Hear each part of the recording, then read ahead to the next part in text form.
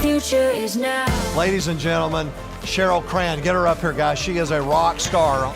I'm so happy to be here and really pleased to be joining all of you, and I have to say a little bit humbled because I stand before a room full of people who are already showing leadership, who are already successful, who are already doing great things. We need to be better people. We need to be better humans. We need to lead, engage, influence, inspire. That's where we are at this juxtaposition of the timing of everything we've been through. So the point is here, everyone leads and needs change leadership skills. We have been through more change in the last few years than any of us would have experienced in the previous decade. And we're talking ongoing disruption, increase in mergers, acquisitions, businesses going out of business, businesses growing and becoming more successful, entrepreneurs learning to be more adaptable, agile, more inventions. We are in a renaissance. There has never been a better time than post-pandemic for more innovation, excitement, energy around what's possible. And we're seeing that happen on multiple scales. But the leadership mindset that we need to have is really, we have to look at things from multiple intelligences.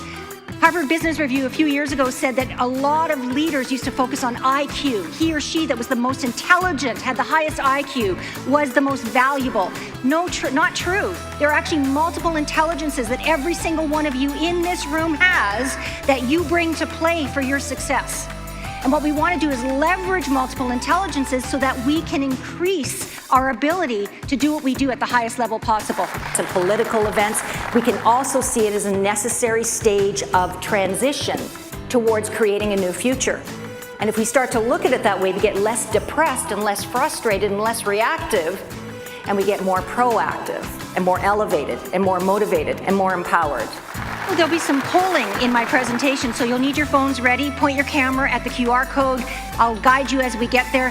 I'm looking to continue asking you for your intelligence. And your ability to share what you have is your ability to greater success.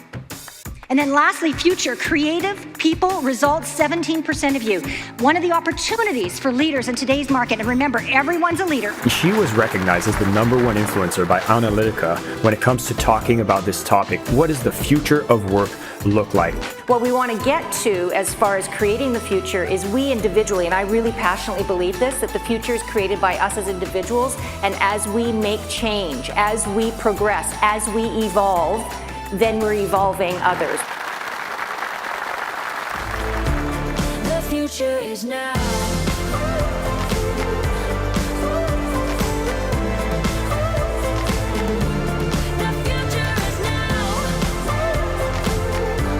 Traditional businesses, I think, are really at that transitional point where they're looking at how we've been doing business and then what do we do to remain relevant and competitive as we move forward.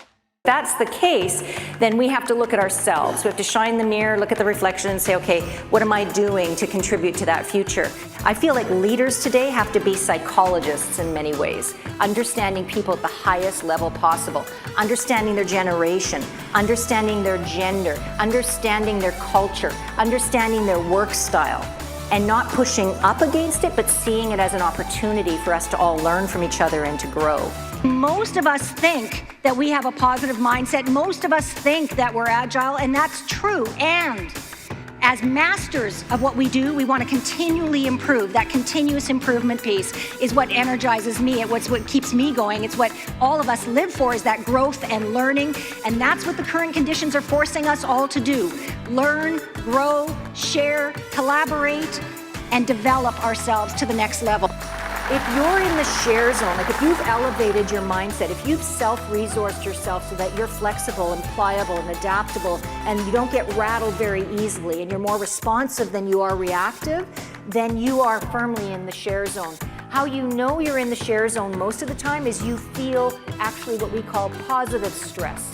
You feel like you're in flow. Hi everyone, really nice to have you here, and thank you so much for your time and attention. I know this whole hybrid working from wherever you are right now is a challenge, and so I appreciate your time and focus. We need leaders, teams, people who can elevate their perspectives and behaviors. We need more people locally in their roles to see themselves as the bringer of motivation, the bringer of light, the bringer of solutions. We need more people like that. And in my book, Super Crucial Human, I talk about this.